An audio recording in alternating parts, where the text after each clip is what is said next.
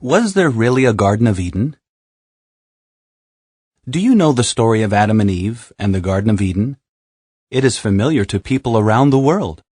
Why not read it for yourself? You will find it at Genesis chapter 1 verse 26 to chapter 3 verse 24. Here's the gist of the story. Jehovah God forms a man from the dust, names him Adam, and settles him in a garden in a region called Eden. The footnote reads, in the Bible, Jehovah is the personal name of God. End of footnote. God himself planted this garden. It is well watered and abundant with beautiful fruit-bearing trees. At its center is the tree of the knowledge of good and bad. God forbids humans to eat from this tree, stating that disobedience will result in death. In time, Jehovah makes a companion for Adam, the woman Eve, forming her from one of Adam's ribs. God gives them the job of caring for the garden and tells them to multiply and fill the earth. When Eve is alone, a serpent speaks to her, tempting her to eat the forbidden fruit by claiming that God has lied to her and is withholding something good, something that will make her godlike. She gives in and eats the forbidden fruit. Later, Adam joins her in disobeying God.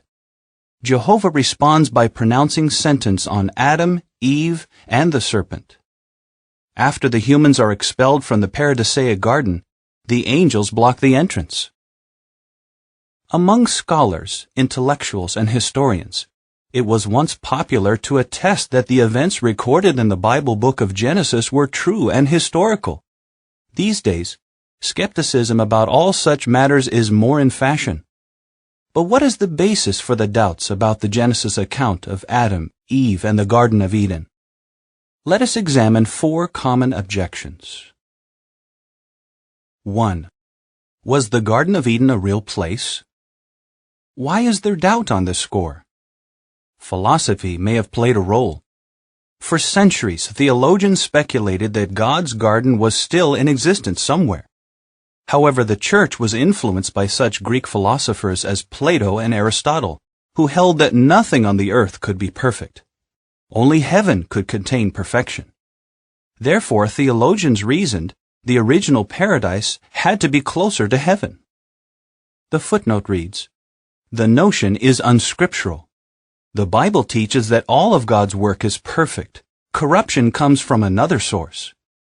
When Jehovah finished his creation of the earth, he pronounced all that he had made very good. End of footnote. Some said that the garden sat atop an extremely high mountain that reached just above the confines of this degraded planet. Others that it was at the North Pole or the South Pole. Still others that it was on or near the moon. Not surprisingly, the whole concept of Eden took on an aura of fantasy. Some modern-day scholars dismiss the geography of Eden as nonsense, asserting that no such place ever existed. However, the Bible does not portray the garden that way. At Genesis chapter 2, verses 8 to 14, we learn a number of specifics about that place. It was located in the eastern part of the region called Eden. It was watered by a river that became the source for 4 rivers. Each of the 4 is named, and a brief description about its course provided. These details have long tantalized scholars, many of whom have scoured this Bible passage for clues to the present-day location of this ancient site. However, they have come up with innumerable contradictory opinions. Does this mean that the physical description of Eden, its garden, and its rivers is false or mythical? Consider, the events in the Garden of Eden account unfolded some 6,000 years ago. They were put into writing, evidently by Moses, who may have made use of oral accounts or perhaps even pre-existing documents. Still, Moses was writing about 2,500 years after the events described. Eden was already ancient history. Now, is it possible for such landmarks as rivers to change over the course of dozens of centuries? The Earth's crust is dynamic, ever in motion. The region that likely included Eden is an earthquake belt, one that now accounts for about 17% of the world's largest quakes. in such areas, change is the rule rather than the exception. What is more, the flood of Noah's day may have altered the topography in ways that we simply cannot know today. The footnote reads, "The deluge, an act of God, evidently wiped out all traces of the Garden of Eden itself." Ezekiel chapter 31 verse 18 suggests that the trees of Eden were already long out of existence by the 7th century BCE. So all those who searched for a still existing Garden of Eden in later times were misguided. End of footnote. Here, though, are a few facts that we do know. The Genesis account speaks of the garden as a real place.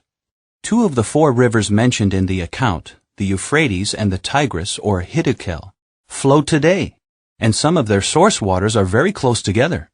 The account even names the lands through which those rivers flowed, and specifies the natural resources well known in the area. To the people of ancient Israel, the original audience who read this record, these details were informative. Do myths and fairy tales work that way? Or do they tend to omit specifics that could readily be verified or denied? Once upon a time in a faraway land is a way to begin a fairy tale. History, though, tends to include relevant details, as the Eden account does. 2. Is it really believable that God formed Adam from dust and Eve from one of Adam's ribs?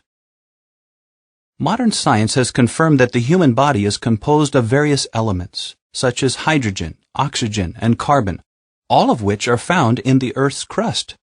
But how were those elements assembled into a living creature? Many scientists theorize that life arose on its own, starting with very simple forms that gradually, over millions of years, became more and more complex. However, the term simple can be misleading. For all living things, even microscopic single-celled organisms, are incredibly complex. There is no proof that any kind of life has ever arisen by chance or ever could. Rather, all living things bear unmistakable evidence of design by an intelligence far greater than our own. Can you imagine listening to a great symphony, or admiring a brilliant painting, or marveling at an achievement of technology, and then insisting that these works had no maker? Of course not. But such masterpieces do not even begin to approach the complexity, beauty, or ingenuity of the design of the human body.